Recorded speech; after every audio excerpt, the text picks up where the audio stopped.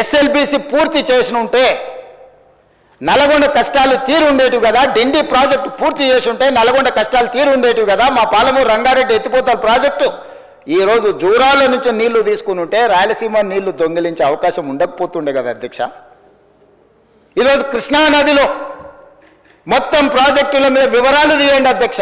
ఎవరి హయంలో ప్రారంభమైనాయి, ఎవరి హయంలో పూర్తయినాయి, ఎవరు అన్యాయం చేసిండ్రు. పెద్దలు చంద్రశేఖరరావు గారిని రమ్మని ఉండే అధ్యక్ష, తమరైన వ్యక్తిగతంగా మాట్లాడండి. వారు ఏ రోజు వస్తారో వారు ఈ సభలో ఉన్నప్పుడే కృష్ణానది జలాల మీద చర్చ పెడతాము. ఈ చర్చలో ఒకవేళ మా తప్పేదైనా ఉందని నిరూపిస్తే సభా సాక్షిగా చంద్రశేఖరరావు గారికి బీఆర్ఎస్ నాయకులకు నేను క్షమాపణ చెప్తా అధ్యక్ష.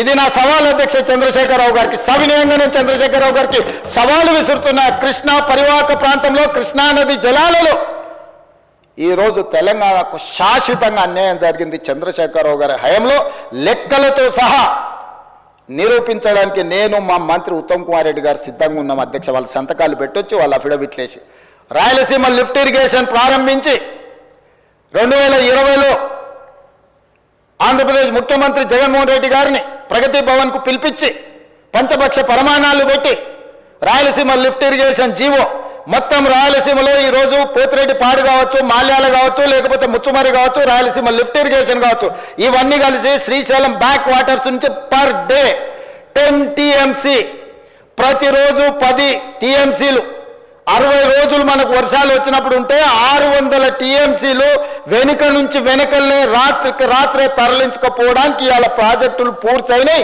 2014 నుంచి 2023 డిసెంబర్ వరకు చంద్రశేఖరరావు గారు ముఖ్యమంత్రిగా సాగునీటి పారుదల శాఖ మంత్రిగా ఉన్నప్పుడు తెలంగాణ రాష్ట్రానికి అన్యాయం చేసింది అధ్యక్ష.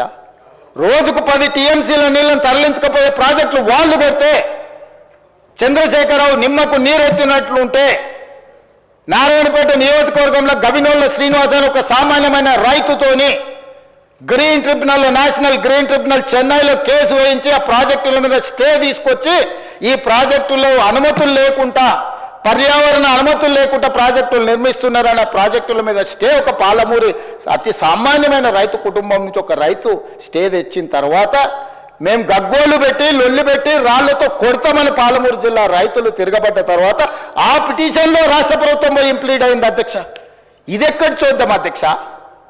తెలంగాణ హక్కుల కోసం శాశ్వతంగా మనకు అన్యాయం జరిగే నిర్ణయాలు ఆంధ్రప్రదేశ్ తీసుకుంటే ప్రభుత్వం కొట్లాడాల్సింది పోయి ఉద్దండులైన న్యాయ కోవిదులను పెట్టి అడ్డుకోవాల్సింది పోయి వదిలేస్తే ఒక సామాన్యమైన పాలమూరు రైతు నేషనల్ గ్రీన్ ట్రిబ్యునల్లో కేసు వేసి స్టే తీసుకొస్తే పర్యావరణ అనుమతులు ఇవ్వని అప్పుడు పోయి వీళ్ళు విధిలేని పరిస్థితిలో ఇంప్లీడ్ అయినారు అధ్యక్ష.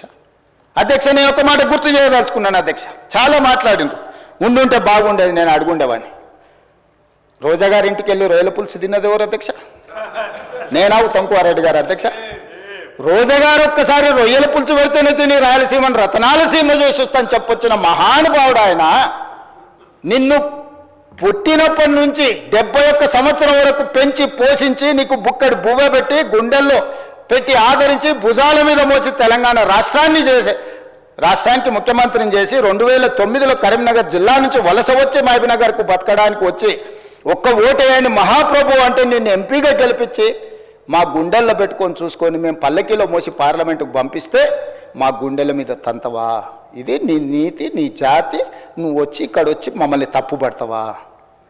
రొయ్యల పులుసు తిన్నందుకే అంత విశ్వాసం చూపిస్తావు. ఒక్కసారి రోజమ్మ పెట్టిన రొయ్యల పులుసుకి నిన్ను మోసినందుకు 2009లో నిన్ను పల్లకీలో మోసి పార్లమెంట్లో పంపించినందుకు మా పాలమూరు జిల్లాకి ఏం చేసినావు? పార్లమెంట్లో నోరు లేకపోయినా, పార్లమూరులో ఊరు లేకపోయినా నిన్ను పార్లమెంటు సభ్యుడిగా మేము ఎన్నుకొని నీకు రాజకీయ భిక్ష పెడితే మా పాలమూరు ఎండబెడతావు, మా కల్వకుర్తి ఎడారిగా మారుతుంది, మా భీమా నెట్టంపాడు కోయిలసాగర్ మా నారాయణపేట కోడంగల్ లిఫ్ట్ ఇరిగేషన్ని ఎక్కడికక్కడ పడవ పెడతావా? ఇదా నీ నీతి, నీ జాతి అని నేను వారిని అడగదలుచుకున్నా అధ్యక్ష. అందుకే అధ్యక్ష ఇవాళ జూరాల నుంచి నీళ్లు తీసుకొని ఉంటే శ్రీశైలం వెనుక జలాలను మనం తీసుకోవాలన్న కుట్ర కేవలం కాంట్రాక్టర్ల కమిషన్ల కక్కుర్తిపడి అమ్ముడు పోకపోయిన ఉంటే ఇవాళ బాజాప్తా రోజుకు 5-6 టీఎంసీలు ఇక్కడ నుంచి మనం తరలించుకుంటే రాయలసీమ కాదు ఆంధ్రప్రదేశ్లో ఎవరున్నా గిలగిలలాడి మన ముందర మొకరిల్లేవాళ్ళు. ఏ ఆయన వచ్చి నిస్సిగ్గుగా శ్రీశైలం లెఫ్ట్ బ్యాంక్ రావట్లేదు, రైట్ బ్యాంక్లో నీళ్లు పోతూనే ఆంధ్రప్రదేశ్ తీసుకెళ్తుందని. సిఆర్పిఎఫ్ బలగాలు ఏ రోజు వచ్చినాయి అధ్యక్ష? మీరు ఉన్నప్పుడు రాలేదా? మీరున్నప్పుడు ఆంధ్రప్రదేశ్ పోలీసులు వచ్చి తెలంగాణ పోలీసులు అక్కడ ఉన్న సిబ్బందిని తన్నిపోలేదా? మీకు అసలు పౌరుషం ఉందా? మీలో చీము రక్తం ఉందా?